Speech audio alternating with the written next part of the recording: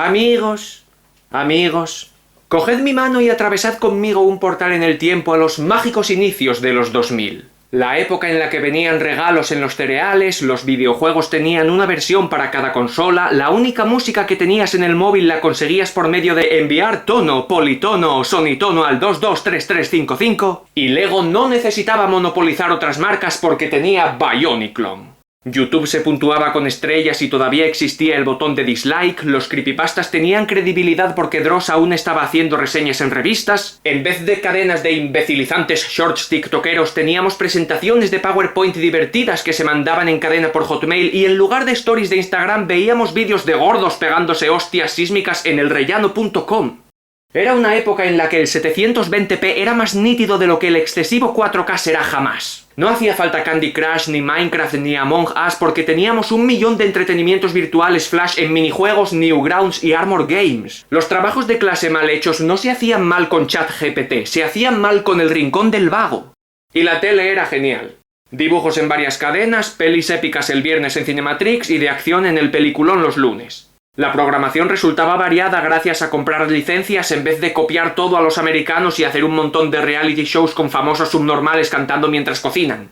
Las series estrenaban una temporada cada temporada hasta terminar con 6 o 7, sin postergarlas por años haciendo que el reparto envejeciese demasiado para sus papeles y los capítulos nunca tenían la descabellada duración de 1 hora y pico. Todo esto es mi forma nada sutil de decir que odio el streaming. Siempre incluyen cosas en sus catálogos que retiran de la nada o son de comprar o alquilar aunque estés suscrito, mienten con tiempos de prueba gratis donde ni te dejan ver shows completos, compran series y las redoblan sin dejar opción al doblaje original matando el legado de artistas de voz de la vieja escuela, parten la programación a medias violando el curso narrativo y dejando a medias las series para que el usuario extienda su suscripción y siga pagando. Y lo peor, a todas luces, su material no es eterno, de hecho ahí está, es inmaterial. Y si algún día un consejo de CEOs maniáticos moralistas que tiene las zarpas en una propiedad de streaming decide descatalogar o hasta borrar para siempre un contenido porque va en contra de sus intereses, o quieren hacer espacio en la agenda para cualquier telebasura como el spin-off número 27 de Juego de Tronos, ese contenido que quitan no existe en físico. Tú nunca vas a tener el Blu-ray de Stranger Things. Si algo desaparece del streaming, sayonara forever. La única alternativa, la piratería. Cosa a la que animo. Sin el viejo y confiable Emule, esta crítica no estaría aquí. ¡Vivan los 2000, puñetas! Y volviendo sobre mis pasos, si tuviese que quedarme con una plataforma streaming sería Pluto TV sin dudarlo. Tiene una variedad incalculable en varias temáticas y encima cosas muy de la tele de hace años. En reality shows tienen empeños a lo bestia, Top Gear, Vergüenza Ajena y telemierdas varias de la MTV, Wipeout y Wipeout. En comedia tienen Vaya Semanita, La Niñera, South Park, tienen canales policíacos con Poirot y Colombo para tu abuela, también canales temáticos de horror y paranormal con pelis todo el día. En ciencia ficción tienen Expediente X, Star Trek, Lo Viejo y lo Clásico, Stargate, Doctor Who. Para aún más pelis han incorporado Paramount Channel, que dejó de emitir en la TDT y otras plataformas por alguna razón. Y en animación y anime, ¡buf! ¡Te cagas! Tienen pila de cosas de Nickelodeon, hasta los putos Rugrats. Yu-Gi-Oh!, Sakura Cazadora de Cartas, tuvieron Keroro por un tiempo pero desgraciadamente lo quitaron, pero han metido Bola de Dragón, Lupin III con redoblaje pero bueno, y hablando de redoblaje también One Piece, que tiene cojones lo que han hecho, no os lo perdáis. Han quitado a José Carabias, que lleva doblando a Yusuf desde pequeñito, y toda la vida, pues como se aprecia, siempre ha sido un hombre muy pequeñito, porque dicen que es muy mayor y no creen que viva lo bastante para redoblarlo todo. ¡Pero qué hijos de puta! Sin embargo, sorprendentemente han traído de vuelta a Francisco Andrés Valdivia, otro veteranísimo al que te faltan dedos para contar la cantidad de personajes de anime que dobló, y eso solo en Digimon. Pero esta leyenda tiene tantos o más años que Carabias. No conozco One Piece, pero me parece que Valdivia interpreta a un villano, así que no es un personaje con mucha trayectoria, pero aún así lo de Carabias, dicho a la cara, es muy feo. Así que retomando el tema de lo irrespetuoso que es el doblaje en el ámbito del streaming, me gustaría transmitirles mis más sinceros me cago en tus putas madres. Pero volviendo a la videoteca de Pluto TV, es tan como una ventana a la buena tele de antes que me esperanza un huevo las ofertas que podría traer en el futuro. Con el perfil de la programación que tienen, yo me los imaginaba emitiendo algún día cosas como Fringe, Warehouse 13, Castle, Me llamo Earl, Torchwood, Xena, Las aventuras de Hércules y el joven Hércules por descontado, Bakugan, Medabots, Bleach, Nathan al rescate, Falling Skies, Primeval... Y como si fuese un oráculo accidental, ¿imagináis la cara que se me puso el día que apareció en el catálogo Primeval? ¡Ay, santa cachucha! Fue como si el universo me premiase. ¿Premiarme por qué? ¿Lo merezco acaso? ¿Y a mí qué me importa? ¡Tengo Invasión Jurásica en la tele! ¡De puta madre, cerdo! ¡Qué tarta tan rica, joder! Esta es una de esas historias que siempre quise revisar y subir al canal. Está en la lista de cosas de las que tengo pleno convencimiento de que tarde o temprano haré un vídeo de ellas. Son cosas como muy arraigadas en el recuerdo y con bastante valor emocional pero minimalistas, por eso hace mucha ilusión darles luz y compartirlas. Por mi parte hay una ilusión muy específica al compartir este tipo de vídeos. Me lo prometí con Legends, con Guyver, con el remake del top de mejores cyborgs y me lo prometí con Primeval. He cumplido antes y cumplo una vez más. El día ha llegado, os traigo mi crítica de esta memorable serie. Primeval, Invasión Jurásica o a veces llamada Mundo Primitivo es una serie británica de 2007 con una propuesta infalible. Se abren portales en el tiempo por los que cruzan al presente animales prehistóricos y un equipo los tiene que contener mientras investigan los fenómenos, a los que deciden llamar anomalías. Me hace gracia cuando te hacen resúmenes porque lo expresan como si hubiesen dado un nombre buenísimo súper enigmático al descubrimiento cuando solo lo están llamando como lo que es, una anomalía. Un proyecto de alto secreto del gobierno que investiga fisuras en el tiempo conocidas como anomalías. Un día en mis exploraciones me topé con una especie vegetal que daba frutos. Decidí llamarlo árbol frutal. Consta de 5 temporadas, pero es mucho más corta y sencilla de como la recordaba. En total solo tiene 36 capítulos, aunque argumentar si ha envejecido bien o mal ya lo dejaremos para el final junto al análisis técnico-narrativo. Ahora, resumen de la historia en sí, con spoilers, claro. Si queréis oírlo de mi parte, yo encantado, pero por supuesto os animo a que la veáis y desarrolléis juicio propio. Por otro lado, si a lo que venís es solo a despertar un nostálgico pedacito del pasado, el honor de traéroslo es todo mío. Personajes y argumento, vamos allá. Tenemos a Nick Carter, un paleontólogo que sufrió la desaparición de su mujer Helen en circunstancias misteriosamente hace 8 años. Lo acompaña su técnico de laboratorio Stephen y más tarde admiten a Connor Temple, el típico universitario friki despistado pero con corazón justo que hace posible toda esa parte de teclear botones y decir cosas científicas para que los casos tengan consistencia. Luego se les une Abby, que trabaja en un zoo y es valiosa para identificar y analizar las criaturas que aparecen. Y por último están Claudia y Lester, que trabajan para el Ministerio de Interior y tienen la responsabilidad de alejar del ojo público los casos con anomalías, aunque esa supresión entre a veces en conflicto con los ideales de Nick. Todo comienza con el avistamiento de un animal misterioso que acaba uniendo a todos los personajes al seguirle la pista.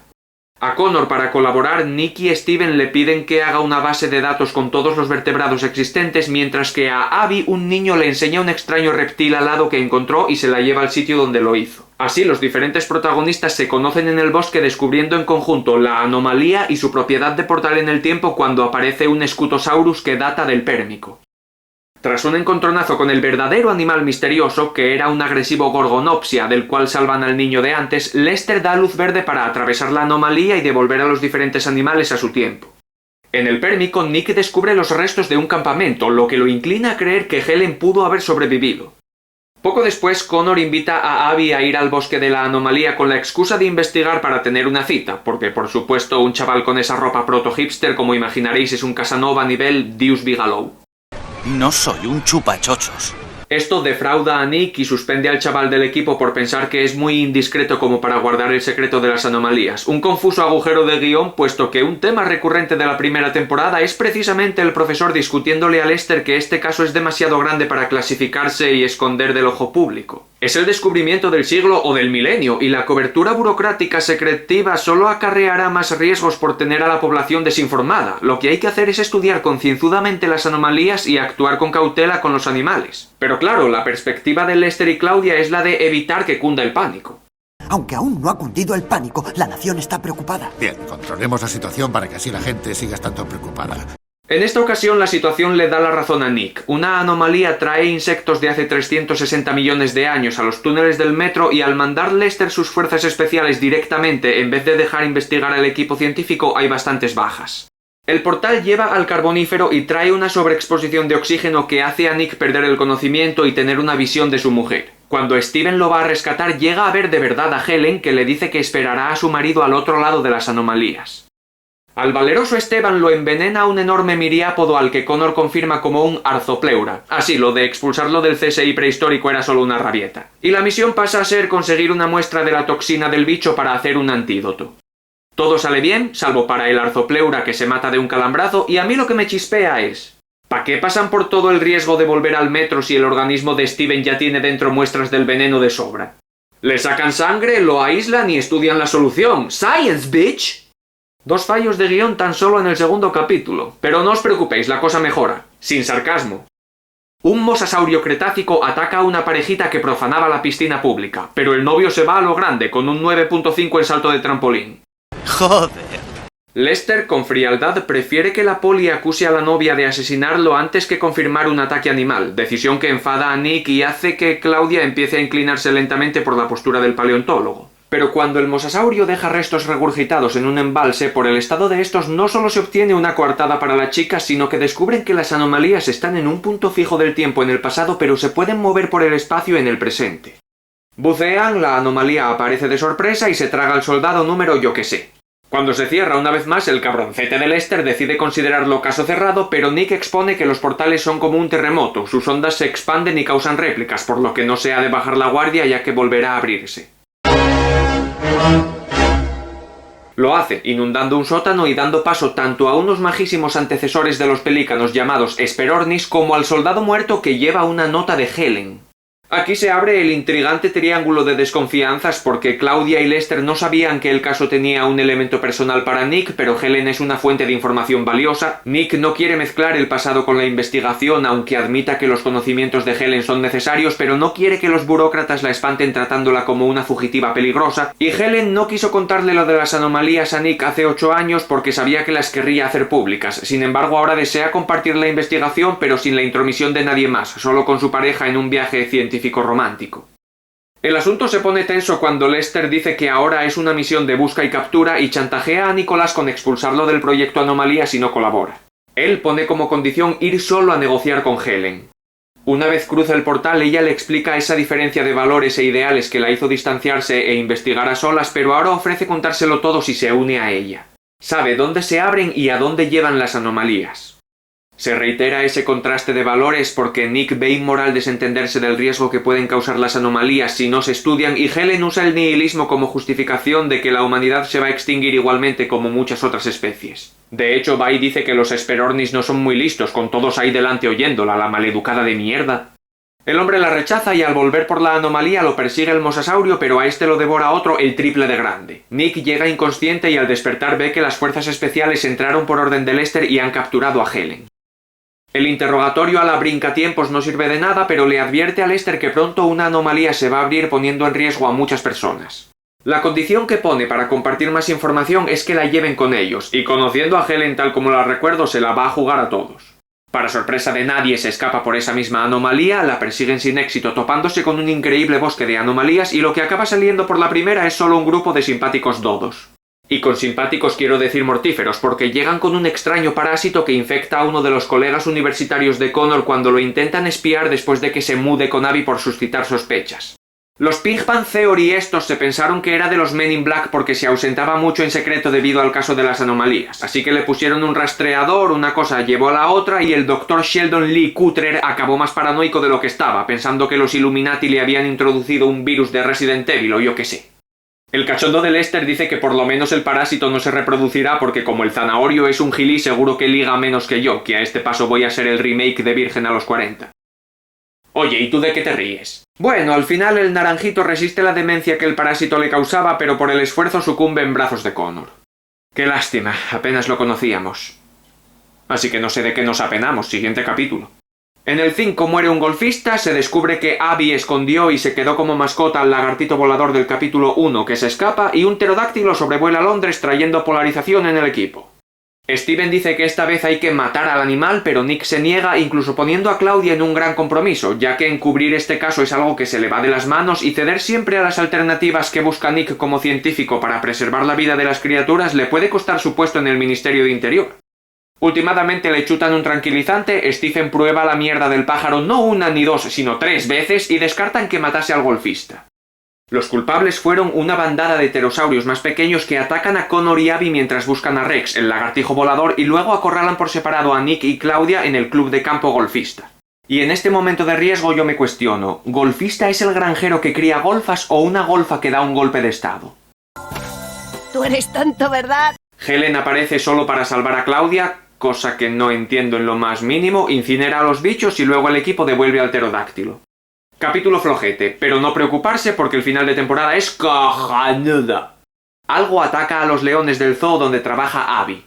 Helen se le aparece a Steven para que organice un encuentro con Nick y Lester sin trucos ni arrestos porque sabe lo que ha atacado. Se descubre que tiene confianza con el guaperas porque antes de desaparecer hace años eran una profesora y un alumno que mantenían un affair. Vamos, que se hacían cariñitos. Con erótico resultado. Tenían un rollo, estaban liados, pero hasta ahora sin Helen no estaban, solo Esteban. ¡Oh! ¡Me has cortado el rollo! ¡Lo siento! ¿Quieres dejarlo ya? Vale, perdón, ya paro. La tensión del episodio se enmasca bastante bien y el potencial de la serie aumenta cuando Helen habla de la llegada de un depredador del futuro, al cual quiero dedicar un mini espacio ahora para elogiar el show a nivel creativo. El concepto en sí le saca rendimiento al tema del tiempo en el argumento, la propuesta del riesgo del futuro es orgánica y se explorará y explotará, ya veremos si bien o mal, en el futuro. Pero lo que es la apuesta por integrar una forma de vida peligrosa y especulativa es algo que en mi opinión les salió muy bien. El depredador del futuro tiene un diseño guay, quizás demasiado reptiliano, pero no llega a parecer estrafalario porque se apoya en una explicación muy creíble cuando sugieren que al usar la ecolocalización puede ser un quiróptero y por tanto descendiente de los murciélagos. A mí me mola porque parece una idea razonable y veraz, no soy biólogo ni mucho menos, pero puedo creer en un escenario donde tras una sucesión de millones de años donde la atmósfera esté más contaminada y el efecto invernadero se haya incrementado ofreciendo al planeta menos horas de luz, los murciélagos empezasen a salir más, bajar a tierra y acabasen creciendo y desarrollándose en un ambiente más permisivo para la evolución y proliferación de sus descendientes como depredadores. Otra cosa que lo respalda y que de hecho Helen menciona es que las criaturas más pequeñas como roedores son numerosísimos y es verdad que tienen más papeletas para expandirse como especie, puesto que los homínidos de los que los humanos descendemos procedían precisamente de pequeños mamíferos que sobrevivieron a las extinciones del Triásico y pudieron esparcirse por el mundo tras la desaparición de los grandes reptiles dominantes. ¡Viva el puto Spore!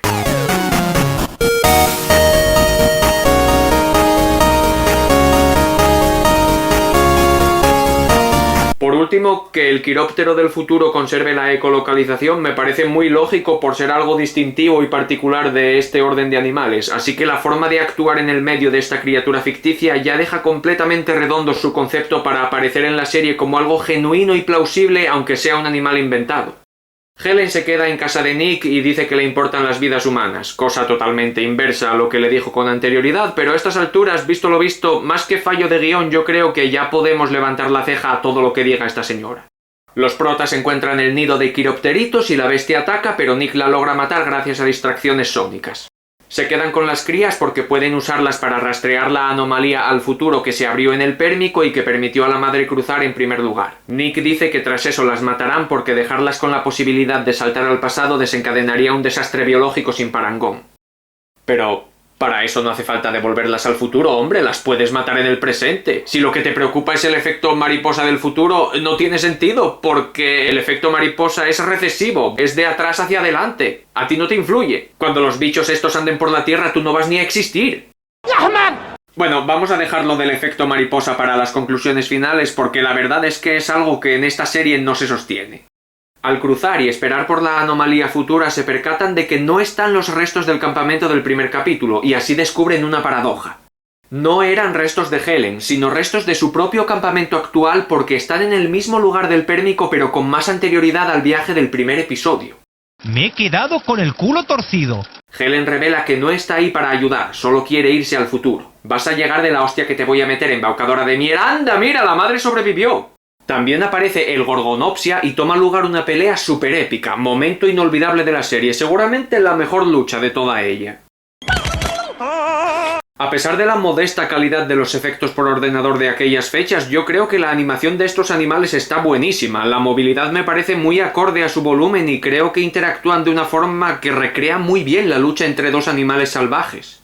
El Gorgonopsia gana y se come a todas las crías, o eso creen los protagonistas.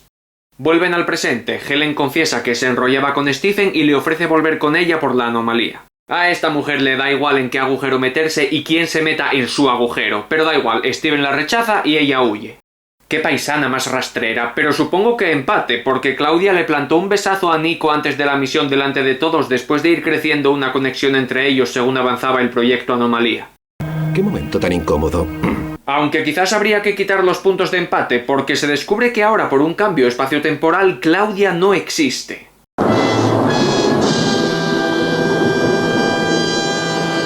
Es un cliffhanger bastante bueno como cierre, y lo construyeron bien al precederlo ingeniosamente con escenas donde la mujer tenía pesadillas con el Gorgonopsia y una alucinación con anomalías, que parecían relleno y al final cobran sentido aquí.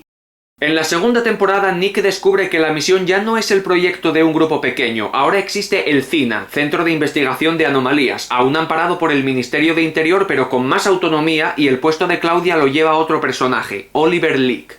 Por lo demás, sin complicaciones, todo está igual. Como mucho se deja ver que Nick permanecerá un tiempo emparanoiado por el aparente cambio que provocaron en el pasado. Reconoce estar resentido con Steven, pero también reconoce que lo importante es que se quedó con ellos y no con Helen.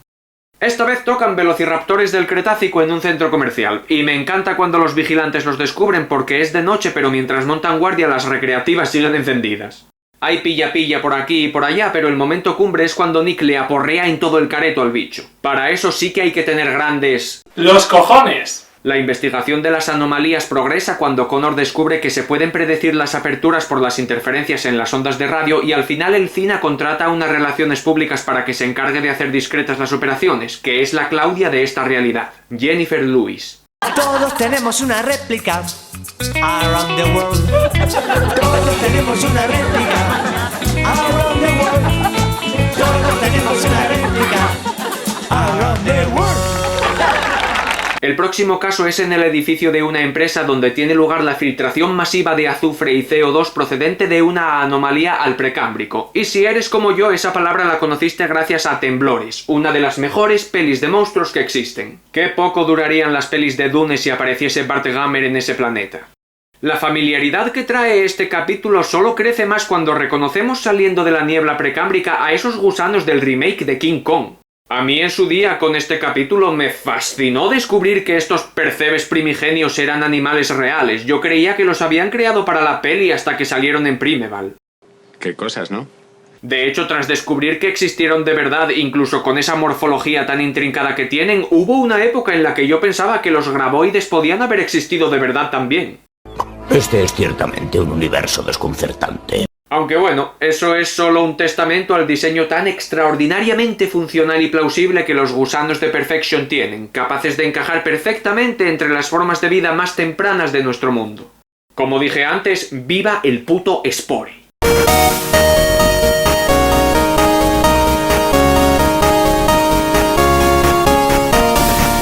Pero bueno, volviendo al capítulo, el equipo va al edificio, se separan, se reencuentran, se ayudan, disipan el gas y los gusanos estallan literalmente por el cambio de aires. En otra subtrama, Connor conoce a una chica llamada Caroline y se anticipan los malabares sentimentales del triángulo amoroso entre el chaval, las confianzas que van creciendo con Abby y la nueva chavala. En el siguiente episodio, más avance con las anomalías, Connor crea un detector de los fenómenos pero se pone en duda su funcionalidad cuando ocurre un ataque y el sistema ni siquiera dio alerta.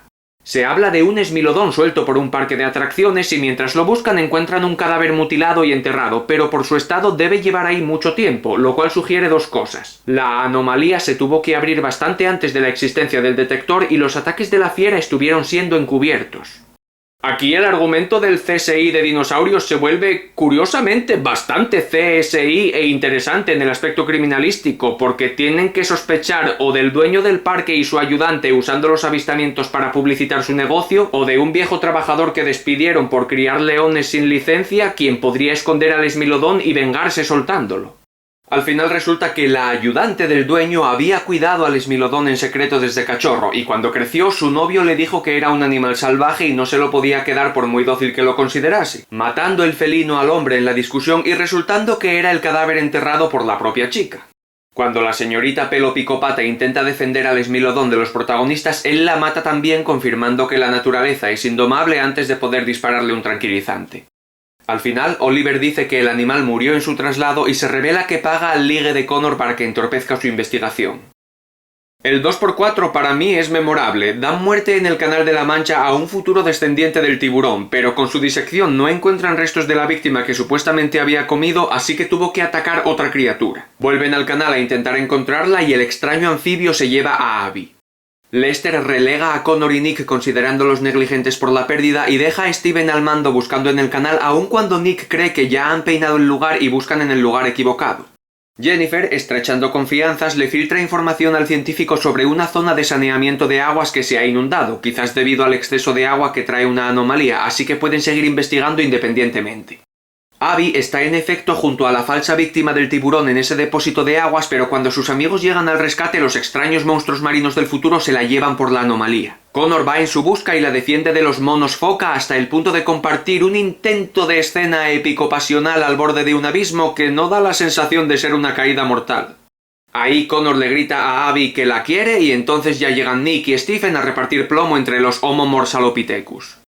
La declaración de amor llega de manera un pelín espontánea y forzada. Bueno, no es que sea forzada, la trama romántica paralela se da por sentada. Está claro que esto es la fantasía del friki pringadillo que conquista a la tía buena. Es ficción hentai prácticamente. Si ellos viven medio en pelotas porque el termostato necesita estar a 40 grados para que Rex no muera. Pero lo que vengo a decir es que dentro del obvio curso romántico entre los dos personajes parece aún muy temprano para la confesión. No sé si es más artificial el te quiero o el croma. Que de nuevo no me transmite una escena de riesgo porque el macho alfa de los monos foca se alza para intentar atrapar a Abby, y si el monstruo alcanza ahí arriba es porque la caída del precipicio es equivalente a la dimensión del animal, y el animal vale que es grande, pero no me parece una caída para matarse.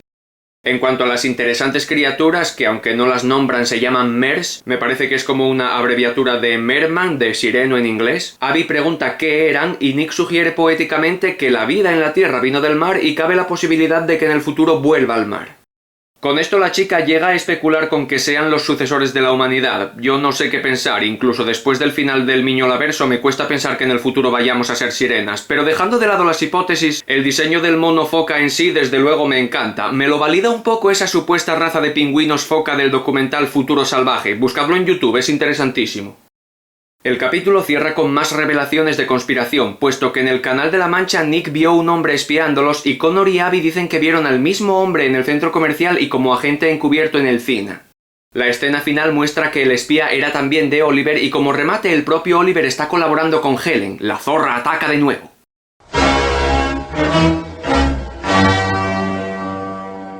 Más tarde Oliver sabotea el detector de anomalías para llegar él antes al portal, pero esta vez Nick y Connor ya sospechan que es él. Helen aparece duchándose en casa de Steven jugando a ser alguien con las opciones abiertas y lo más patético es que el tío la deja quedarse creyéndose eso de que está medio desvalida por ir viajando de milenio en milenio sin acceso a los bienes del mundo contemporáneo, como que en la prehistoria no hay agua. Los Esperornis serían tontos, pero a tía pájara no te gana nadie. Esteban no le dice ni palabra a Nicolás y van juntos a la anomalía porque tienen que rescatar a una niña al otro lado, en el Silúrico. Encuentran un equipo de mercenarios de Oliver muertos que habían accedido primero gracias al sabotaje. Este capítulo recuerda a Temblores otra vez porque hay que jugar a El suelo es lava ya que hay antiguos escorpiones que se guían por las vibraciones del suelo. La pelea entre arácnidos gigantes está guay, son muy brutos. Pero la anomalía se cierra y cuando cruzan otra el grupo no está seguro de haber vuelto al presente. Entonces aparece un cavernícola y Nick le sacude una hostia, pero al final es solo parte de un parque temático prehistórico. Me parto el culo con este hombre. Detrás de toda la fachada científica hay un macho man que sabe que ante la incertidumbre la reacción más sabia es arrear un buen congostinazo. Por último, Connor corta con Caroline y esta secuestra a Rex. Una negra robando, vaya novedad. That's got to be offensive. Ay, perdón. XDDD. Es que el bofetón al cromañón me ha puesto tontorrón, lo siento. Final doble de temporada, buenísimo también. Empieza con un mamut colombino de hace 8000 años por la autopista, casi nada. Consiguen capturarlo mientras Helen le hace creer a Steven que la conspiración contra sus amigos en el cine es cosa de Lester para que así el equipo le ceda los secretos de su investigación con la excusa de ponerlos a salvo. Cuando Steven alerta de esto, afloran los celos de Nick otra vez por verlo confiar en ella y se agrava el desacuerdo con el dilema de si seguir manteniendo en secreto el fenómeno de las anomalías tras casos tan difíciles de encubrir como el del mamut. Los dos pelean y Esteban vuelve con Helen, abandonando el grupo para dar más clases de biología. Con erótico resultado. Connor formula una falsa alarma de anomalía y esperan en la localización falsa para pillar al traidor infraganti, pero Oliver, en vez de ir él, envía a Jenny con una fuerza de asalto y se escabulle del cine tras soltar un quiróptero del futuro para que mate a Lester. Pero el tío, en un momento bastante álgido para su personaje, que hemos visto crecer desde un burócrata frío a un jefe sarcástico pero majete, se pone en plan Rambo y luego suelta al mamut, que empala al depredador. Con 2 huevos. Cuando todos vuelven de la detención fallida, descubren en la bestia un transmisor neuronal que le permitía a Oliver darle órdenes, y Connor lo usa para rastrear dónde se esconde el hombrecillo y también el móvil de Caroline para rescatar a Rex. Lester va con todas sus fuerzas a por Oliver y el equipo de Nick a por Caroline, pero les tienden una trampa. Oliver no está allí donde llega Lester y los protagonistas acaban secuestrados por el villano y Helen en una instalación repleta de las criaturas anteriormente vistas esta temporada. Ah, y a Caroline le cancelan el contrato y también la encierran. Eso le pasa por puta.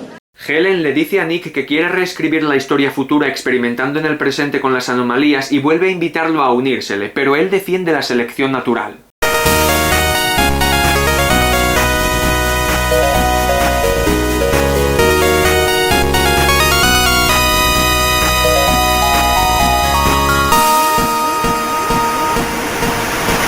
Oliver, que ya de lejos se ve que es un mierdecilla acomplejado, solo quiere el poder e influencia que puede traer el incorporar tecnología del futuro y la manipulación de las anomalías en el presente, por eso colabora con Helen. El villanito suelta un escorpión del silúrico y amenaza con soltar sus otras 12 criaturas si Lester sigue intentando localizar su escondite. Lester contacta a Steven y lo convence de ir a combatir al escorpión. Oliver encierra a los amigos de Nick con los animales y Helen se enfada porque tampoco quería ir tan lejos como matarles, así que le da a su marido un ultimátum para que colabore y los pueda salvar, intentando convencerle de que aún están a tiempo de ser un equipo. Después de todo, cuando los capturaron lo escuchó decir a Jennifer que Helen en el fondo no es malvada y podría llegar a ayudarlos. Pero entonces Nicolás, dándole a la muy lagarta de su propia medicina, confiesa que solo lo dijo porque sabía que eso la ablandaría y le permitiría que lo sacasen de la celda para negociar con ella y Oliver y darle la oportunidad de joderles la fiesta. Es delicioso ver a Nick manipular a su exmujer y ganarla en su propio juego de mentiras, una revancha súper satisfactoria. ¡Zas en toda la boca! Nick estropea los sistemas de la base y tanto sus amigos como los animales quedan sueltos. ¡Zafarrancho in the jungle, capullos! Helen está segura de que lo dicho es un truco y Nick de verdad siente algo por ella, lo que solo vuelve el momento más fantástico cuando la dejan tirada con la instalación llena de fieras hambrientas. Entonces la zorrupia llama a Steven, que todavía medio piensa que Lester es el bando enemigo por alguna razón, y bueno nada, le pide que vaya a rescatarla y la muy petarda miente diciendo que han matado a todos sus amigos. Oliver aún chantajea a Lester con matar al pilluelo Nicolás con su ejército de depredadores del futuro, pero el bueno de Nicky anula con un chispazo la señal de los inhibidores y devoran al Mindundi con aires de grandeza de una vez por todas. Ha muerto igual que vivió, como un panoli. Llega Steven y descubre que Helen le ha vuelto a mentir cuando ve a Nick. Para que los animales no escapen y desaten el caos, activan la alarma que asociaban a la hora de comer, lo que los llevará a una cámara común. Pero por vaivenes de la fortuna, esa cámara solo se puede cerrar desde dentro, y así Stephen conoce su final sacrificándose ante los ojos de Nick. Un golpe dramático memorable en la serie, y tras el adulterio seguramente justo y merecido según algunas de esas despreciablemente patéticas personas que disfrutan de la retribución con muerte ante actos que no son ni de lejos de la misma gravedad. Ya sabéis, la típica chusma de ¡ay, cómo pueden matar a un perro! ¡Que maten a una persona! Ey, a mí me da la misma rabia que sufran los animales en pantalla y también hay sufrimientos ajenos que me resultan terapéuticos. Lo único que digo es que ese tipo de gente no es mejor por desear el daño en respuesta a algo malo. De hecho, es la muestra del mal que habita inherentemente en todos. No sé qué pensar del mundo ya. En la última escena, gracias a la tecnología del futuro, Helen tiene un grupo de clones del mercenario que trabajaba de espía para Oliver. La temporada 3, que es la más larga con 10 capítulos, debuta con el Pristichampsus, un cocodrilo de hace 55 millones de años que surge de una anomalía procedente del Eoceno que se manifiesta dentro de un monumento egipcio en un museo. Oiga, señor. Dudidudidú tu padre, renacuajo. No es por capricho, sino que la estructura se esculpió en magnetita para retener en ella la anomalía porque se confundía al animal con una deidad, lo que permite a Connor descubrir que el fenómeno tiene propiedades magnéticas. Oye, espera, sí que fue por capricho de los egipcios. Tras solucionar este caso, la antropóloga del museo Sarah Page se incorpora al cine para aportar pautas en la investigación con la idea de que las leyendas y el folclore pueden haber sido la interpretación de un animal salido de una anomalía, por lo que allá donde haya un mito habrá una anomalía que buscar. Y para subtrama de conspiración corporativa introducen a Christine Johnson, líder del MIT, que es el enlace del ejército con el CINA, y viene a proponerle a Lester cooperar, aunque más bien huele a intento de absorción de la organización protagonista. A estos milicos se los ve en una operación enviando hombres al futuro intentando conseguir un artefacto, pero Helen se lo roba mientras son atacados. Por su parte, Nick y Connor construyen una maqueta que es como un mapa del flujo temporal para ir colocando y organizando anomalías, todo basándose en datarmitos para localizarlas y predecirlas. Esta vez investigan una casa abandonada que según leyendas urbanas está encantada y por traspasar la propiedad del detective Daniel Quill les llama la atención, descubriéndoles que allí desaparecieron unos niños hace años y solo uno escapó. Después de amenazarlos con detenerlos, Jenny, Connor y Sarah interrogan al susodicho mientras Abby vigila la casa y la ataca el mismo ser que el chico vio, que es otra especie del futuro y presumiblemente pariente de aquel primate camaleónico de Animales Fantásticos y dónde encontrarlos. Me encantaba ese mono con el pelo blanco cuya habilidad era hacerse invisible y no tener expresión ni emoción. Pero ese era Colin Farrell, no es un animal, solo un actor malísimo, menos en Daredevil, que es una risa. En fin, después de unos vaivenes con el detective y otros personajes tienen el último encontronazo con el Gremlin. Danny encañona al chaval superviviente revelándose que uno de los niños que desapareció era hermano del poli y como el caso de la casa se archivó por falta de pruebas, él se unió al cuerpo para resolverlo convencido de que el superviviente era un asesino, pero al no lograr demostrarlo llevaba años resentido. Todo se resuelve cuando la anomalía se abre tras años y a la vez que el bichejo encuentra el hogar, Danny encuentra la verdad, siendo algo tan increíble que lo hace abandonar el cuerpo de policía. El 3x3 es cuanto menos un capítulo trascendental. Por un lado, en un hospital se abre otra anomalía alpérmico y se esparce por el sistema de ventilación y por extensión a todos los pisos una manada de dicinodontes, que son más majos que los huevos de fosquitos y se da una simpática persecución. Con la megafonía y los gruñidos de uno que capturan, atraen al resto de vuelta a la anomalía y Abby y Connor se quedan con dos que no consiguieron cruzar a tiempo. Por otro lado, Helen aparece con un clon de Nick Carter y lo infiltra en el CINA. Luego, cuando vuelven del hospital, retiene a todo el equipo con su ejército de clones y una amenaza bomba de regalo. Le enseña a su ex marido el artefacto del futuro y le pide ayuda para averiguar qué es. Da coño, si no lo sabes tú, lo voy a saber yo. Para ganar tiempo e información, Nick finge que lo sabe pero no se lo piensa contar. Helen dice que quiere cambiar la historia para que la humanidad sobreviva en el futuro porque aparentemente por culpa de Nick el CINA va a crear un ejército de depredadores que se les irá de las manos y acabarán con todo. Tanto cruzar anomalías le ha perturbado la cabeza a esta señora, está siendo incongruente otra vez, no dijo en la temporada 1 que pasaba de la raza humana. Bueno, que vaya un médico que le mire un poquito la cabeza. Los protas se las apañan para anular las órdenes de los clones con un audio editado de Helen y por otro lado Nick logra humanizar al suyo dándole voluntad. El clon le pide a los protas que escapen y activa la bomba para acabar con todas las marionetas, pero Nick vuelve a entrar para rescatar a Helen y, en el giro más drástico de toda la serie, ella lo mata de un disparo. Ahora es personal, furcia. Tras el shock emocional y Connor prometiendo cargar con el legado y la misión del profesor Carter hasta el final, el CINA detecta una anomalía en las instalaciones del MIT, donde ya intentan controlar en secreto a un depredador del futuro. Cuando irrumpen en sus instalaciones para investigarlos, los invitan a irse, claramente encubriendo la anomalía al futuro que tienen en su poder. Y mientras el equipo está fuera, unos periodistas plastas de una subtrama incordiante que ya estorbaban en el capítulo anterior se cuelan en el CINA y roban el detector de anomalías para destapar la conspiración de los dinosaurios grabando una que se abre en un aeropuerto. Sale un Giganotosaurus, jódete Jurassic World Dominion, Primeval lo hizo antes, no os perdáis mi crítica sobre esa peli y encierran a los pesados. Aparece Danny Quill con ganas de ayudar, Jenny le dice que ya sobra gente y se da un gran salto en el apartado científico con Connor estrenando un aparato que permite bloquear anomalías para que no salga nada. ¡Cojonudo! El giganotosaurio es distraído por Beckett, otro guaperas que llegó tras la muerte de Steven, pero es solo el tío de la metralleta, ya he perdido tiempo solo presentándolo, os digo que es cualquier soldado y bastaría. Muy habilidoso tampoco es porque Connor tiene que acabar redirigiendo al terópodo con una camioneta y luego sube la apuesta a Dani con un helicóptero. Desbloquean la anomalía, los periodistas se escabullen, el giganotosaurio se los zampa gracias a Dios que te jodan Ana Pastor y cruza detrás del helicóptero que Dani deja en la prehistoria. Otra patada en los huevos al efecto mariposa. No tocar nada y una tierra. ¡Ya! ¡Va! ¡Ya! Tras mandarlo Jenny educadamente a tomar por culo, el exdetective postula su propuesta de colaborar en el cine burlando la seguridad de la base. Que no toque los botones, no toque los botones. Un ricachón es infectado por un hongo del futuro después de que una anomalía surja en su apartamento.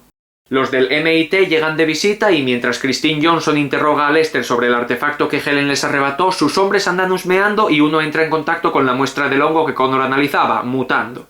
¡Que no toque los botones, joder! El ricachón también se transforma en una toma rodada de forma bastante guay. Y aquí se me brinda otra oportunidad para mirar con cara de Asuka Skinner a la telebasura que se aprecia en el presente. Si pensabais que los zombies fúngicos nacieron con The Last of Us, os falta mucho recorrido de ciencia ficción. Esto ya lo había en los relatos de terror naval de William Hope Hudson, en la peli Matango de Toho y en los borradores del cómic de Hellboy, La Isla. Además, si se llama La Última de Nosotros, ¿cómo puede tener secuela? Es como Super Mario, pero en mierda. Matan al ser fúngico del laboratorio subiendo la temperatura, pero contra todo pronóstico eso fertiliza sus esporas, y encima los que van tras el ricachón pretenden matarlo con lanzallamas. ¡Joder, Dani, deja de ayudar! Lo consiguen capturar a tiempo cuando les avisan de que el calor no sirve y la masa del laboratorio la congelan, pero el cautivo escapa por las instalaciones y al buscarlo Jennifer se queda atrapada con el hongo mutante en una sala. Así que tienen que bajar la temperatura mascándose la tensión en el tiempo que la criatura tarda en destruirse mientras Jennifer intenta sobrevivir al frío. Al final admiten a Dani en el equipo, pero Jennifer abandona el cine por no verse capaz de asumir un rol de liderazgo y ver en el aguerrido ex-detective al candidato perfecto. Pero mujer, si con la inclusión de Dani tú podrías quedarte con un puesto más de oficina, así no correrías peligro. Nada, lo que pasa es que además también quiere escapar del recuerdo de Nick Carter y de la historia de su versión alternativa como Claudia, porque empezaba a sentir cosas por el científico también. Sarah y Connor descubren que el artefacto del futuro es una versión holográfica de aquel modelo que montaron para mapear anomalías en el tiempo. Christine ordena una incursión en el cine amparada por el Ministerio de Defensa, relega a Lester y pone a Becker a su servicio, todo para confiscarles el artefacto, pero el resto del equipo huye con él en una misión de fugitivos. Se guarecen en una vieja cabaña de campo abandonada y descubren un extraño misterio en la propiedad. Hay cables trampa con latas para detectar intrusos, un diario en código y el cadáver de alguien que murió escondiéndose en el sótano. Resulta que allá por el año Dikiti 3 un equipo de meteorólogos vino a experimentar en el complejo, pero algo los acechó, acorraló y cazó. Eran varias de esas aves prehistóricas enormes que salieron de una anomalía. Aquí es donde se echa de menos a Nick, porque siempre catalogaba, databa y llamaba a los animales por su nombre. Sin embargo, me gustó cómo está rodada la persecución. La cercanía del animal al coche es bastante palpable y se lo nota mejor integrado en la escena de lo que lo suelen estar las criaturas en los escenarios de la serie. Se atrincheran como pueden hasta que logran usar un sistema de megafonía para atraer la manada a aviar de vuelta a la anomalía, y luego ya aparecen los soldaditos y los detienen llevándolos al cine. Pero Beckett había grabado a Christine criticando al primer ministro, así que con la magia del chantaje la hacen desaparecer. Después un caso peculiar, una anomalía en un desguace de coches y pasa un Dracorex cretácico que previamente pasó al medievo y ahora cruza seguido por un caballero. El equipo se separa para perseguirlos. Abby cura al animal malherido mientras Connor y Dani tratan de calmar a Sir Tronchalot, que quiere bronca con todos los londinenses que se cruza porque cree que está en el infierno. Me fastidia que me tratéis automáticamente como a un ser inferior. Sarah, que no es precisamente una fábrica de ideas ingeniosas, entra por la anomalía y aprende que el caballero quiere matar al dragón para redimirse de toda la sangre que derramó como mercenario. Vaya antropóloga, no creo que hiciese falta arriesgarse a quedar atrapada en la época artúrica para saber que el tío ha confundido al dinosaurio con un dragón. A Don Zoquete de la Mancha no le convencen ni enseñándole su tumba marital a pesar de que en su tiempo aún no se ha casado. Es una maqueta. Solo entra en razón cuando defienden al dinosaurio y el caballero andante comprueba que por su bondad no pueden ser demonios. Se quedan con el dracosaurio hasta que aparezca una anomalía a su periodo y el Monty Python de la mesa cuadrada vuelve triunfante a pesar de que no tiene ninguna prueba de haber matado a la bestia. Ahí le tiene, con 2 cojones. Unos insectos enormes aparecen por una anomalía en un almacén y como Abby no consigue datarlos, se trata de otra especie del futuro, descendientes de los himenópteros, vamos, la familia de hormigas, abejas, avispas y similares bichos de colonia. Pero no todo es emoción porque el hermano pequeño de Abby, que esta temporada está de inquilino en su casa aportando subtramas tocapelotas que no le interesan a nadie, va y le roba un detector de anomalías a la rubia y acaban metiéndose por la anomalía al futuro. Pero bueno, tú eres tonto, chaval. Tras cruzar y explorar un poco el equipo, Beckett es el más razonable diciendo que deberían volver con refuerzos para una operación de rescate en condiciones, pero Abby se pone muy cabezona y quiere seguir buscando incluso cuando Danny y Connor dan la razón a Beckett. Al final lo consiguen mal porque encuentran al mierdán del hermanito pero al costo del sacrificio del soldado y los rodean los depredadores. Breve lucha de simenópteros contra quirópteros, pero lo más curioso es que los protas se cruzan con el segundo al mando de Christine huyendo y escoltando a una mujer del futuro. Y al final Beckett está vivo, por supuesto, es la regla de si no muere en pantalla, no ha muerto. Para rematar, como Connor se esforzó tanto por salvar al zoquetín a pesar de la intransigencia de Abby para que la chica no sufriera, esta le reconoce su nivel de aprecio por ella y se besan de una vez por todas. ¿Ves? Aquí sí que se sobreentiende y llega a tiempo el te quiero. Ah, y la mujer del futuro está claro que va a ser Helen con alguna tecnología cambiacaras. No sé ni para qué intentan meter misterio en una temporada que ya se está yendo un poco por las ramas. Que hagan algo los del MIT ya. Pues si antes lo digo, Danny espía al MIT. Christine interroga a la mujer que le han traído y ella dice que sabe cómo funcionan las anomalías, pero para mostrárselo necesita ir al cine. Danny ayuda a la prisionera a escapar y yo veo de lejos la secuela del ciclo de putadas que Helen puede desatar, porque ni por un minuto me creo que esa tía del futuro sea un personaje nuevo, si lleva hasta la misma ropa, por Dios. Sale una anomalía en un camping, traspasa una manada de Embolotherium y una cría se queda separada y atrapada en una carpa. Cuando los protas reúnen e intentan pastorear a los rinocerontes hacia la anomalía, esta se cierra poniendo en peligro a los campistas, pero los campistas han aumentado terroríficamente desde la cuarentena y ya no puede uno irse de ruta por el monte sin cruzarse con 18 madrilerdos, así que por mí pueden cargarse a los que quieran. ¡Sois un monstruo! Aquí el único monstruo que hay eres tú. Tú y el resto de esa chusma de fantasía que envenena mi mundo perfecto. Llegan Danny y la mujer misteriosa que no es misteriosa y usa un dispositivo que abre anomalías resolviendo el asunto. He visto gordos escondidos detrás de farolas que son más sutiles que esto. Christine llega al cine con una orden de detención contra Danny por espionaje industrial. Sarah examina el diario de la mujer y descubren que es de Helen justo cuando la mujer se descubre como la versión femenina negra woke de Nick Carter de otra línea temporal. Pues claro que no, hostia putasaurus, es Helen. ¡Oh, qué inesperado! Encañona a Christine para que la dejen escapar con el artefacto y vuelven al MIT para huir al futuro por la anomalía que tienen, diciéndole a la líder que todo en esa época es culpa de su ambición. Pero no era culpa de Nick, entonces ¿para qué le disparaste? Esta tía dice algo nuevo cada vez. ¡Hijo puta de ti! ¡Hijo puta de ti! ¡Puta puta puta puta! ¡Hijo puta de ti! Va, mierda con tomate. Segundos antes de que se cierre llegan los protas y ven a un depredador del futuro a acabar con la funcionaria. Tanta guerra de organizaciones pa' nada. Danny, Connor y Abby van tras Helen cruzando la anomalía del almacén de hace un par de capítulos mientras Beckett y Sarah vigilan la del MIT. En el futuro los persiguen los himenópteros pero se libran de ellos haciendo que se cuelen por la anomalía que lleva al MIT. ¡Hala, sin remordimientos, que se ocupen los otros dos! De gilipollas, como lo oyen. Encuentran a Helen, que abre el mapa temporal de las anomalías y dice que está a punto de salvar el mundo, huyendo como siempre por un portal tras destruir el artefacto. Connor descubre que lo que se propone es viajar al lugar de origen de los primeros homínidos para extinguirlos y deshacerse de la raza humana. De repente es un prodigio y entiende todo el funcionamiento del dispositivo de la golfa misántropa y reproduce la ruta de anomalías por la que huyó Helen. Acaban en el Cretácico, los persiguen unos velociraptores, se le acaba la batería al mando a distancia de anomalías porque no deja de ser un modelo Motorola y encima cuando usan una granada sónica acaban hiriendo a Connor. Puta mierda. Abby se queda con él suplicando a Danny que alcance a Helen porque es la única que tiene el abreportales restante. Ah, y lo de evitar que mate a los australopitecos, claro. La encuentra tras otra anomalía después de que mate a una pequeña manada, pero la mujer dice que aún quedan unas pocas que destruir.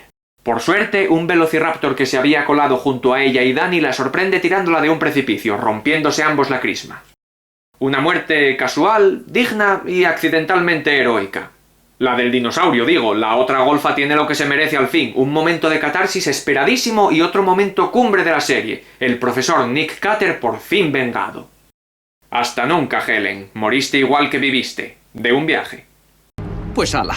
Pero también tenemos un final con cliffhanger doble, porque se cierran las anomalías y los protas quedan atrapados por separado en diferentes épocas prehistóricas.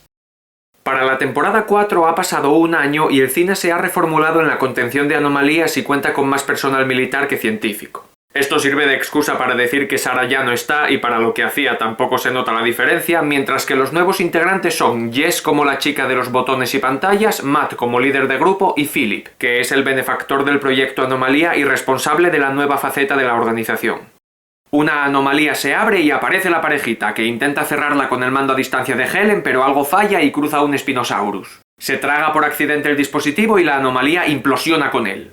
Después hay debate sobre si Connor y Abby tienen lugar en el cine ahora que está reformado. Acaban dejándola a ella como responsable de un zoo prehistórico de animales que no se pudieron devolver a su época, pero a Connor le dan la prejubilación hiperanticipada.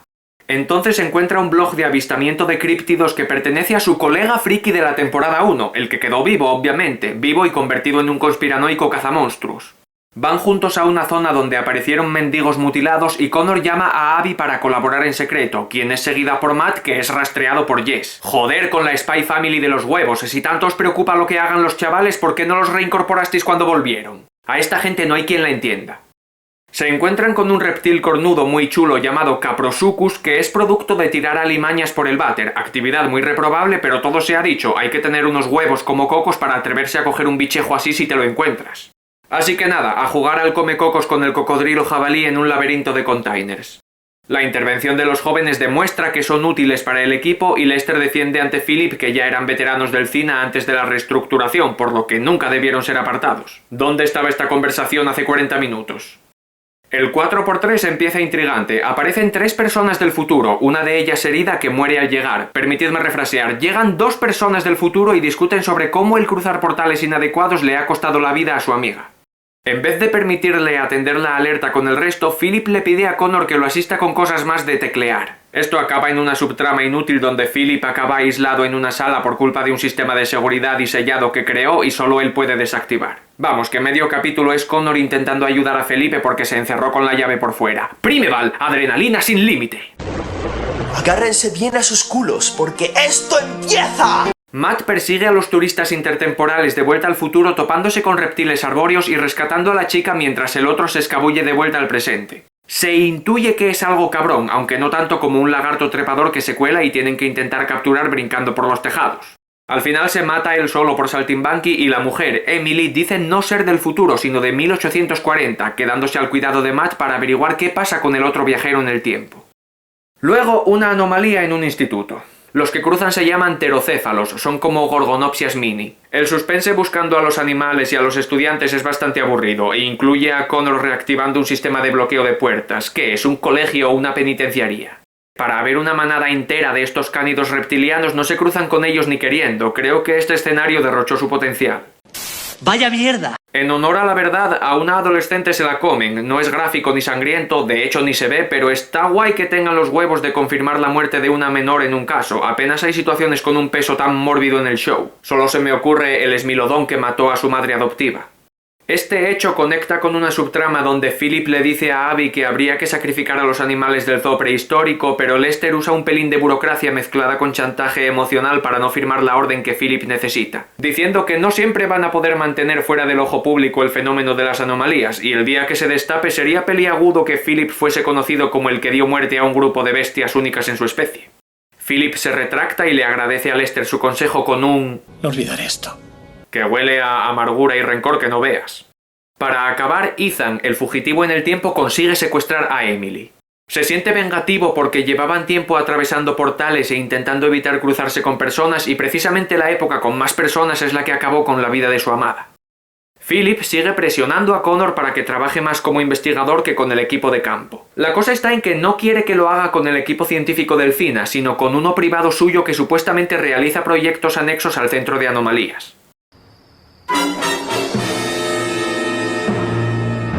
Esta vez el caso viene de un pueblo costero con leyendas de un monstruo marino que en realidad es un laberintodonte que no consigue cruzar su anomalía. Durante la operación, Philip se entromete ordenando a Connor que se focalice en solucionar la anomalía y no den prioridad a contener el riesgo de que el animal ataque gente. El capítulo acaba con varias misiones simultáneas, Connor cediendo ante Philip y buscando la evasiva anomalía, Abby enfrentando al laberintodonte para reconducirlo a ella y Matt persiguiendo a Ethan. Al final, unos paletos andaban haciendo algún rollo de Breaking Bad para convertir aceite agrícola en gasóleo y el ácido sobrante lo tiraban por las alcantarillas llegando a la guarida del animal y causando a los vertidos una electrólisis que perturbaba a la anomalía impidiendo que se abriese y encima enfermando a la cría del labirintodonte. Toma, toma, la liada padre. Matt llega tras Ethan hasta un camposanto donde rescata a Emily de una cripta donde la había encerrado. Sigue sin saberse qué busca, de qué escapa o qué intenciones tiene este tío. Yo estoy por fundar un diagnóstico para gente que cruza portales sin parar y acaba sin motivaciones claras. Ethan está como Helen con una raya de farlopa. ¿Alguien me explica qué le pasa? Puedo intentarlo, pero nos llevará un poco de tiempo, ¿vale? No, Agumon, gracias, te tengo reservado para luego. Quieren devolver a Emily a su época, pero ella se niega a irse sin Ethan. Parece que aún le preocupa su bienestar o piensa que puede hacerlo entrar en razón y quiere colaborar para encontrarlo. Averiguan por medio de registros históricos que fue un anarquista de 1902 que mató a una docena de personas. La siguiente anomalía se abre en un lugar muy especial, el palacete donde se prepara la boda de Jenny. ¡Qué chulo!, ¿no? Sí señor, se cruzan los protas veteranos de nuevo y tiene bastante guasa cómo intentan ocultar al novio que tienen que hacer una operación en el sitio. Hay una camada de crías de hienodontes por ahí sueltos y claro, por mucho que los quieran reunir, los padres tienen muy mala leche al buscarlos también y acaban interrumpiendo la boda justo a la hora del sí quiero. Se arma una perrería del carajo. Aquí yo creo que se nota cómo la serie ha mejorado en la animación, modelos y texturas de los animales prehistóricos, porque los integran mejor con la imagen real y su presencia y cercanía con las personas es mucho más realista cuando las atacan. Interactúan mucho mejor con el espacio. En una escena sugerente, Matt le cuenta en privacidad a Emily que sabe que algo grave va a pasar pronto con las anomalías y se detecta una sintonía particular entre ambos personajes. Como si el hombre conectase bien con ella por haber pasado varias desventuras por culpa de los fenómenos también. Genial, ahora no es solo Ethan el que se nota que sabe cosas y quiere hacer cosas. Son emprendedores, hacen cosas. El final de temporada es estelar y ni siquiera por el argumento, solo el primer minuto ya es una cascada de alegría y sorpresa.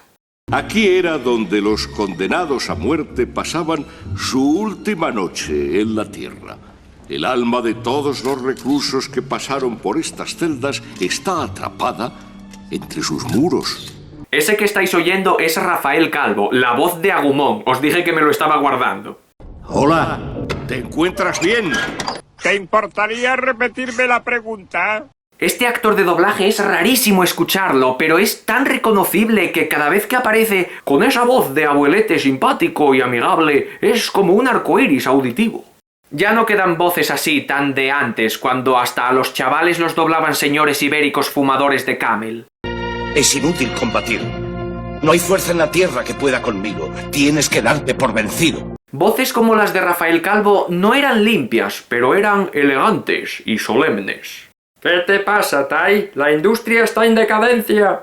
Perdón por el inciso, es que me hizo mucha ilusión oír a este actor. El final de temporada es en una prisión antigua y esta vez Connor tiene un dispositivo que indica la época a la que llevan las anomalías. La que se abre lleva a la época de Emily, pero de repente se cierra y al reabrirse lleva al Plioceno, dejando confuso a Connor. Para más desconcierto se empiezan a abrir anomalías satélite en todo el edificio y legibles por los aparatos. Es como si la anomalía original se seccionara de forma intermitente. Matt piensa que Ethan va a llegar y manipularlas de alguna manera y dan con él sorpresivamente cuando rebotan las interferencias de radio con las que se estaba guiando para llegar a la anomalía. Aunque lo sorpresivo es otro fallo de guión porque el efecto de los portales en las ondas de radio se sabe hace 2 temporadas.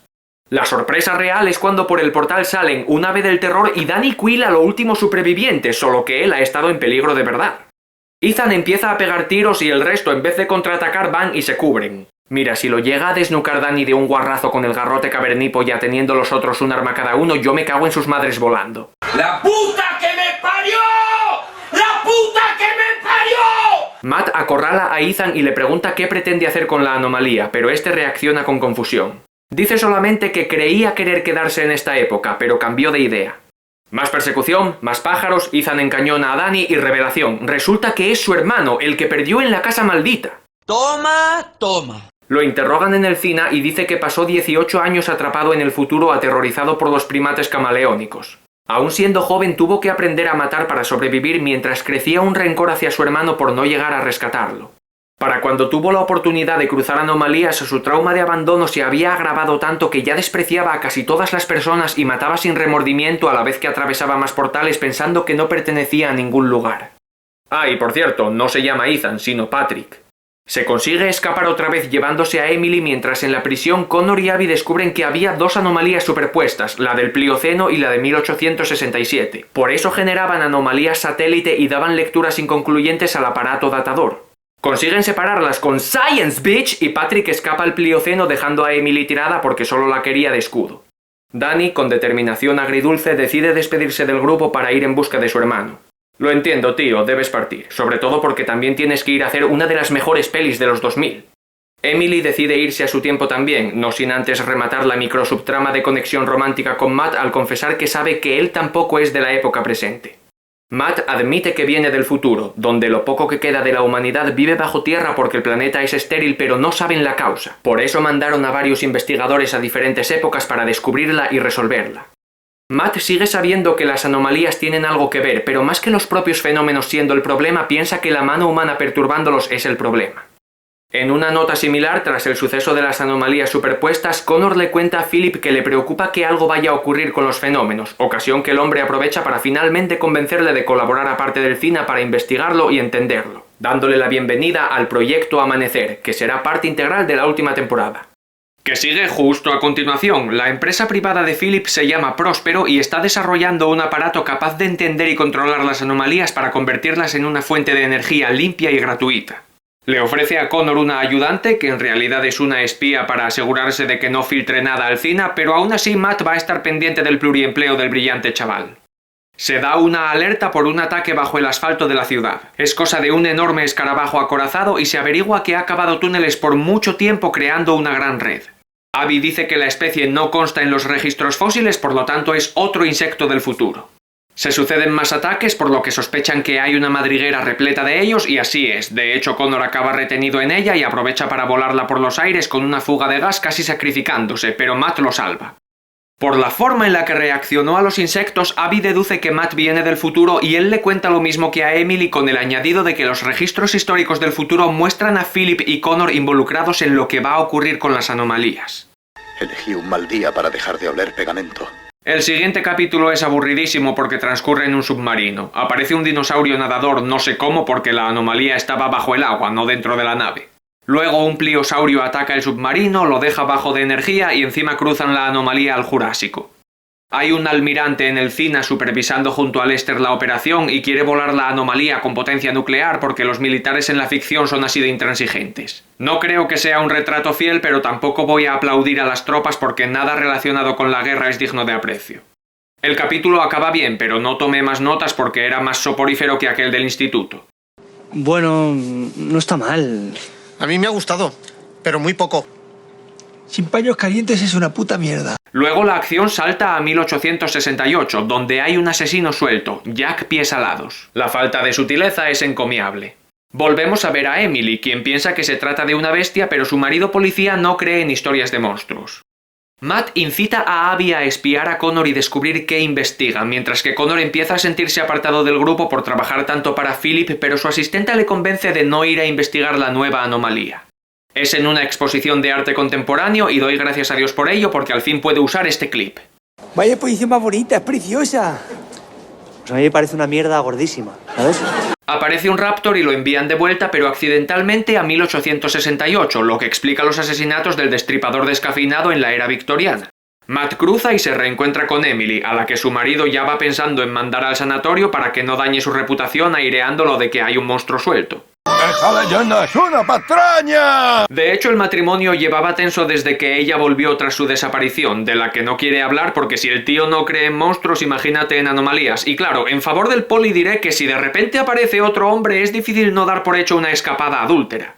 ¿Te lo puedes creer? ¿Yo? Yo sí. ¿Qué coño? Si al final de la cuarta temporada estaban enamorados. Quita que me introduzco. Encima, Emily es en realidad Jack Piesalados e intenta dar caza al animal, pero eso ha comprometido al personaje al achacársele las matanzas del terópodo. Hay detención, fuga, persecución, al final el dinosaurio mata al poli y Emily se vuelve con Matt al siglo XXI. Connor descubre decepcionado a Abby guardando en un disco su investigación privada y ella le cuenta sus razones, pero él dice confiar en Philip. Tras esto logra crear un generador de microanomalías, que es la versión prototipo de la gran máquina que se está construyendo en las instalaciones de Próspero. Cuando el equipo encuentra a Connor y Philip con la anomalía en miniatura, se desbordan las desconfianzas y Philip amenaza con su poder empresarial para que no se entrometan. 1, 2, denúnciame y muere.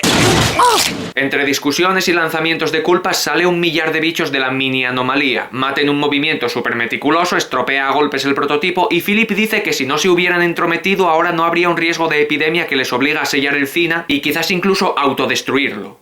Gracias a la copia de la investigación que Abby le facilitó a Matt, Connor consigue usar el prototipo para soltar una onda de energía gamma que acaba con los bichos pero de la que el personal se puede proteger en un búnker. Ah, y tampoco afecta a los animales de aquel zoo prehistórico que nunca vemos. Tras sobrevivir una vez más gracias a la Science Bitch, Connor asume el riesgo de lo que ha estado haciendo y dice que lo peor está por llegar porque Philip tiene en Próspero un generador de anomalías 10 veces más grande. Y hablando de cosas grandes, el penúltimo capítulo empieza con un tiranosaurio. Lo tratan como el destape definitivo del Cina, pero esto ya tuvo que pasar con el mamut, los rinocerontes, el gorgonopsia, el escorpión... Vamos, que Claudia y Jennifer debían tener un neuralizador de Men in Black por lo menos, o todos esos testigos civiles están bajo tierra. Después de solucionar lo del T-Rex, se abren anomalías como en la canción de Elo. Es tal como predijo Connor con su hipótesis, se trata de la convergencia de las anomalías. Sin embargo, Philip, que en un principio la había desestimado, en realidad ya la esperaba, pero se lo ocultó porque de haberla afirmado, el joven solo habría pensado en medidas de contingencia en vez de ayudarle a desarrollar el proyecto Nuevo Amanecer. Los dos discuten sobre el rumbo del evento mientras abandonan el Cina para dirigirse a Próspero y solucionarlo. Philip dice que generarán una anomalía artificial que se alimentará de la convergencia, estabilizándose por medio de cerrar el resto. Aparece el Caprosuchus y embiste el coche, cosa buena porque Matt le había pedido al chaval que retrasase al megalómano para que no llegase a su instalación. Philip, debido a los desacuerdos, deja a Connor atrapado en el coche y se va, dejándolo a merced del cocodrilo jabalí, del cual Abby lo salva toreando. Matt y Emily también se apresuran hacia Próspero y la mujer dice algo intrigante. ¿Y si Matt intentando detener el proyecto Amanecer resulta ser lo que causa la catástrofe? Él defiende que a pesar de todo el caos la convergencia es un fenómeno natural, el fallo es que Philip intentará detenerla con su proyecto. Ambas parejitas llegan a Próspero y enfrentan su seguridad por medio de dejar entrar muchos pterosaurios, muy heroicos, seguro que se cargaron una docena de trabajadores. Matt confronta a Philip mientras Connor trata de cerrar manualmente el cañón generador, pero Philip contaba con ello y activa un sistema que abre la anomalía igual y esta se traga al joven. ¡Qué putada! Lo increíble es que, en efecto, la polaridad de la anomalía artificial sí que anula la convergencia. Philip reprocha a Matt haberle puesto en contra a Connor, de no ser así no se habría matado intentando detener este regalo para el progreso energético. Lo escoltan fuera pero se libra y cruza la anomalía gigante, llegando a parar a un páramo desolado del futuro. Lo sigue Abby, encuentran a Connor y se protegen de los depredadores quirópteros gracias a dar con un búnker. Vaya potra. Connor se flagela diciendo que Helen ha ganado por más que él se esforzase en continuar el legado de Nick Carter. Se rinde pidiendo que lo dejen atrás y vuelvan por la anomalía, pero Matt le dice que solo él conoce el funcionamiento de la máquina y para persuadirlo del todo, Abby le susurra una cosa, probablemente que está preñada. No sé por qué no lo dice en voz alta, me pregunto si será un exceso de escrúpulos británicos. O a lo mejor es que la preñó Rex. El equipo de Philip le alerta de que la anomalía se expande demasiado rápido. Se empieza a descontrolar la cosa y Philip recuerda la voz de Helen, que en una ocasión le visitó para sugerirle que con su talento brindase un gran futuro a la humanidad sirviéndose de las anomalías. Cuando llegan los protas desde el futuro le hacen ver que la mujer lo manipuló como manipuló a otros, haciéndole creer que salvaría el mundo cuando en realidad lo iba a destruir. Philip asume su responsabilidad y se queda en Próspero para saturar y autodestruir el sistema, haciendo que el Nuevo Amanecer colapse. ¿Héroe redimido o villano con su merecido? Decidme qué pensáis en los comentarios. El problema es que ahora la anomalía artificial se ha expandido tanto que pasa como en Spider-Man 2, se vuelve autónoma. ¡Vaya mierda! El optimismo de Becker me encanta. A ver, el plan A era una mierda. ¿Cuál es el plan B? Curiosamente, la microanomalía prototipo se enciende y se cuela un depredador del futuro, así que Lester y la Jessie a coger armas y jugar al escondite. Hay un detalle muy bueno que es que el animal está demacrado como signo de lo peligroso y competitivo que es el ecosistema del futuro. El equipo vuelve al Cina y Connor lleva a cabo la solución final, aislar en un contenedor especial la microanomalía, que es la gemela de la otra, y tirársela para que colapsen anulándose mutuamente. Últimamente es Matt quien envía el paquete en un coche hasta el portal sacrificándose. Ah, pues no, sobrevive. Joder, el único prota que no es de esta época y resulta ser el que se queda. Ah, y lo que le susurró Abby a Connor en el futuro era solo una propuesta de matrimonio. A lo mejor quiere compromiso para no criar sola a los hijos de Rex. Matt sugiere que el efecto del proyecto Amanecer habrá acabado para siempre con las anomalías, pero justo en ese momento se abre una y Lester los manda a todos a trabajar. Aunque, para respetar la continuidad histórica, aunque siempre se pasen por el forro el efecto mariposa, Matt no se debería volver al futuro. Sí, mira, la escena final me da la razón. Aparece otro Matt con pinta de haberlas pasado canutas y se pide a sí mismo que vuelva. Lo siento mucho por el Matt del doble futuro y su sugerente cliffhanger porque la serie se canceló con esta temporada. Aunque si obviamos esta escena, el final de la serie me parece perfectamente adecuado. Y me encantaría decir que hemos terminado porque este vídeo es tan largo que parece una etapa prehistórica más. Podríamos llamarlo el Josezoico o el Brasiásico porque no dejo de dar la brasa. Pero esta crítica no estaría completa sin hablar de Primeval Nuevo Mundo, una coproducción británico-canadiense spin-off que se canceló tras una temporada de 13 episodios. Brevemente resumida, sigue la investigación de anomalías por parte de Evan y Mac, que trabajan para Cross Photonics, una empresa de Science Bitch. Los asiste Toby, encargada de los botones y pantallitas, y después se les une, tras atestiguar la aparición de portales y dinosaurios, una poli de la brigada animal, Dylan. ¿Por qué las tías de esta serie tienen nombres de tíos? ¿Es normal en Canadá esto? ¿Hay cultura unisex? Los casos no son muy intrigantes ni exóticos, pero por alguna razón la serie nunca se me hizo lenta ni pesada, al contrario, se me pasó volando. Lo que pasa es que fluye con el ritmo de la anterior, pero le falta originalidad porque la mayoría de animales que salen se parecen demasiado a los ya vistos en Primeval. Todos tenemos una réplica. Around the world. Pero eso palidece en comparación con el capítulo más estúpido de la historia de estos shows, y este lo tengo que comentar porque es que es casi una experiencia extrasensorial el verse expuesto a la incompetencia que se manifiesta en él. Es uno donde un avión al arrancar cruza una anomalía que tiene un desnivel al otro lado y los protas, pudiendo lanzar una cuerda y rescatar a los pilotos subiéndolos de vuelta a la pista de aterrizaje, se pasan el episodio intentando reparar la nave que no necesitan para volver, cobrándose con el tiempo malgastado la vida de los civiles gracias a unos escarabajos reptapieles como los de la momia. Hasta los animales que salen son una mierda, o al menos se alimentan de ella porque es lo único que tienen estos zoquetóferos en la cabeza. ¿Queréis saber cómo vuelven de la anomalía Evan y Dylan después? Subiendo el desnivel gracias a una cuerda. Tú eres subnormal, ¿o qué coño te pasa? Aún así, el interés de la serie se mantenía porque sabían anticipar esa guerra de corporaciones al introducir el elemento militar con el personaje del teniente Lynch, a quien se recurría para lograr un enlace con el gobierno y así tener mejor financiación, cobertura y apoyo en la investigación de anomalías. Entonces ya empezaban con que si el proyecto Magneto, que se inició en los 50 y después se canceló, el teniente tiene que acatar órdenes para que los milicos se hagan con el poder de las anomalías, pero también tiene simpatía por los protagonistas, aunque Evan no se fía ni de él ni del resto de militares. De manera que la trama se iba autonutriendo al ir abriendo cosas y llegaban conflictos de valores y crecimiento del suspense cuando los soldaditos se hacían con todo y aún quedaban subtramas emocionales decentes para potenciar el argumento, especialmente aquella que involucraba un aprovechamiento del concepto espacio-tiempo más intrigante de lo que la serie original llegó a practicar. Me estoy refiriendo a la muerte de la mujer de Evan y la paradoja del soldado del Cina que lo había salvado a él sacrificando su vida, y cuando Evan fue a darle el pésame a su familia apareció alguien con la misma cara, que no es otro que el Mac que se ve toda la serie. Todos tenemos una réplica.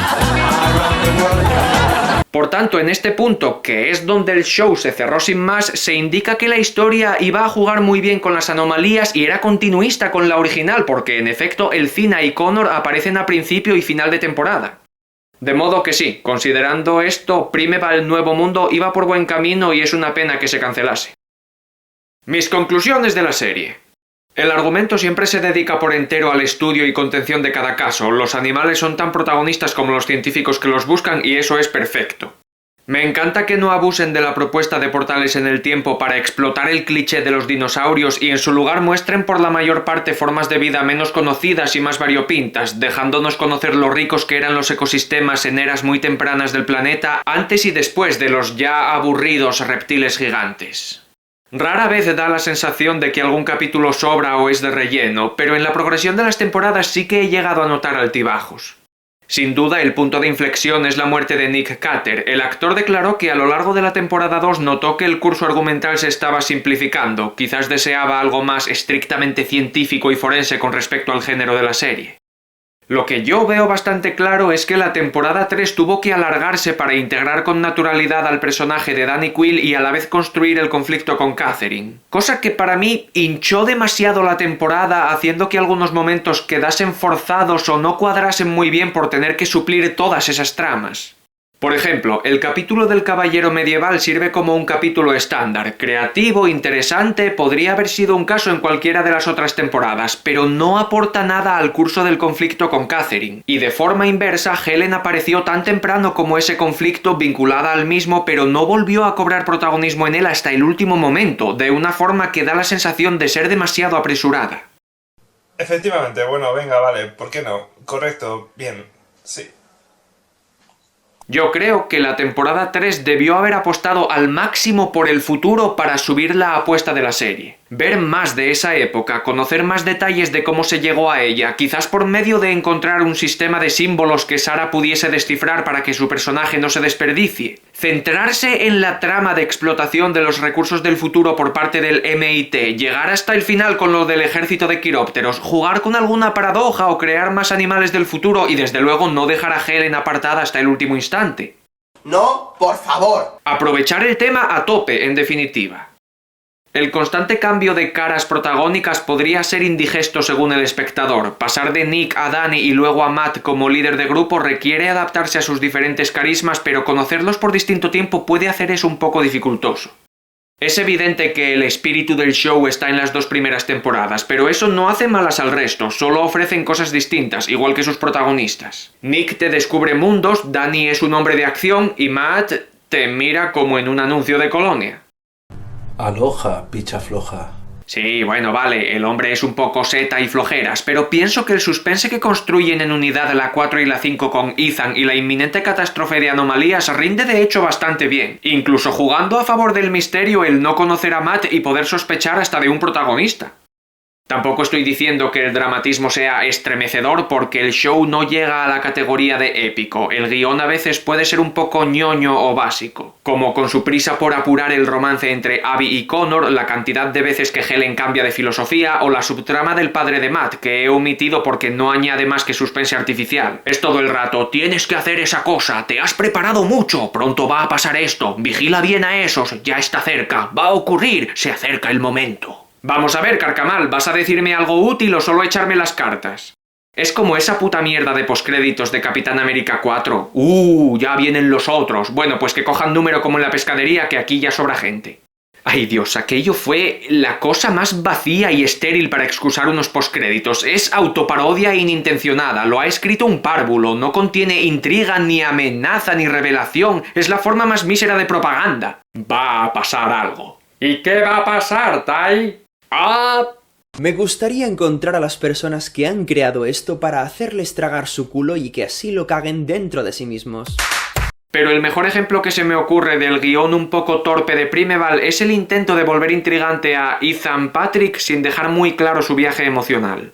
Es un poco difícil exponer esto si no veis la serie de primera mano. Lo que os he contado de Patrick es lo que el guión pretende transmitir para que el personaje resulte atormentado y se entiendan sus motivos. Se nota que ese es su trasfondo en papel, pero dicho en diálogo no se deja tan claro, la emoción es más superficial. Por otro lado, hubo ocasiones en las que el guión tenía mucho potencial, pero el presupuesto limitó la posibilidad de darle rienda suelta a ciertas ideas. Me estoy refiriendo al zoo de animales prehistóricos y la convergencia de anomalías. Eso sobre papel suena flipante. Si yo te digo que se abren anomalías por todo el globo y el mundo es invadido por bestias prehistóricas, no suena un clímax para cagarse. ¡Coño, ya lo creo! El problema está en que la serie lo dice, pero no lo enseña, y lo mismo con el zoo. El zoo es solo un elemento suplementario para que haya tensión dramática a veces. Pero yo pienso que si hay un montón de animales encerrados, las leyes del entretenimiento dictan que tienen que escaparse tarde o temprano, y estoy segurísimo de que el primer borrador del final de la temporada 4 incluía a los animales del zoo siendo soltados por Ethan para conseguir escapar del Cina. ¡Toma, toma, toma! ¡Toma! Por otro lado, aunque haya escasez de animales al final de la serie, con los años ha cambiado mi opinión del mismo. De pequeño me parecía meh por la falta de animales, pero de mayor me parece muy consecuente que el gran problema final sean las propias anomalías, las verdaderas protagonistas. Hasta cuando aquí también meten a última hora la figura de Helen y puede quedar incluso más improvisado que en la temporada 3, me gusta que engañase a Philip porque la idea de las anomalías como fuente energética me parece sensacional, pero con ella destruyendo algo tan próspero... Guiño, guiño. Hay una buena ramificación que ata la columna vertebral narrativa del argumento recordándonos quién es la verdadera villana de Primeval. Fíjate que al final de Primeval Nuevo Mundo los militares igualmente querían usar las anomalías por una buena causa, para practicar terraformación y bioingeniería en el pasado del planeta y así crear una atmósfera más adaptativa al futuro efecto invernadero y la polución. Ya que mencioné el presupuesto, la serie a nivel técnico es lo que cabe esperar de un programa 2000ero. Los efectos por ordenador son viejunos, pero los modelos de los animales están bien. Lo que queda algo pachucho es el montaje, porque cuando una criatura ataca a alguien hay una edición frenética llena de cortes y sacudidas de cámara que no dejan ver casi nada. Además, el tiempo de reacción y reflejos de las víctimas a los ataques rara vez dan la sensación de que la persona y el depredador están en el mismo sitio. Pero esas cosas van mejorando con los capítulos y junto a las otras virtudes de la serie, las limitaciones de esos tiempos no importan tanto. Lo peor a nivel visual son las escenas del futuro. La cámara nunca está quieta, hay un filtro pálido raro que disfraza mal la combinación de escenografía digital con física y hace ver muy falsos a los animales. Y a veces se nota demasiado el contraste perfilado de los actores ante el croma. Calificación... Por el contrario, los paisajes prehistóricos están bien recreados, las tomas exteriores parecen inhóspitas y de otro tiempo. Muchas veces rodaron en las Islas Canarias porque el paisaje volcánico tiene ese toque de escenario primitivo con geología de un planeta joven. Para ir acabando, una cosa que puede ser buena y mala a la vez es cómo la serie trata el tema del tiempo. A mí me encanta que un show donde el elemento del tiempo es tan presente no se complique demasiado con paradojas, versiones alternativas de los personajes, cambiar la historia y esas cosas típicas, porque el recurso de viajes en el tiempo no me gusta. Pero como aquí solo lo usan en su justa medida y yo tengo aprecio a la serie, me acomodo a ello. Es una virtud tremendísima que Primeval jamás use el tiempo como excusa para hacer soluciones cutres y fáciles como las que hacen las historias de ahora constantemente con sus retrocesos dramáticos de mierda. A Claudia nunca la recuperan, pero la despedida con Baby Yoda no vale para nada porque vuelve con cabeza de lata. Nick Carter muere para siempre, pero Carter Russell cae de un cohete en marcha y vuelve Monarch, el legado de los monstruos, temporada 2, próximamente reseña en mi canal, y Helen se mete la madre de todas las hostias sin reaparecer jamás desde otro punto en el tiempo, pero ten por seguro que cuando Spider-Man pide que se olvide a Peter Parker para empezar de cero, la puta de Zendaya va a seguir saliendo en la siguiente peli. ¡Coño de la madre hacia la ¡puta mierda! Odio a esta tía, pero por encima de todo aborrezco los retrocesos dramáticos. La parte mala del tiempo en Primeval es que desde un punto de vista quizá más objetivo, la serie peca de no tomarse en serio a sí misma, ya que varias veces mencionan lo crucial que es respetar el efecto mariposa, pero luego atentan contra él muchas veces cometiendo múltiples agujeros de guión. Desde quedarse a Rex, incinerar a los pterosaurios, reventar a los gusanos precámbricos, secuestrar un escorpión del silúrico y lo más descarado, el asesinato de la manada australopiteca.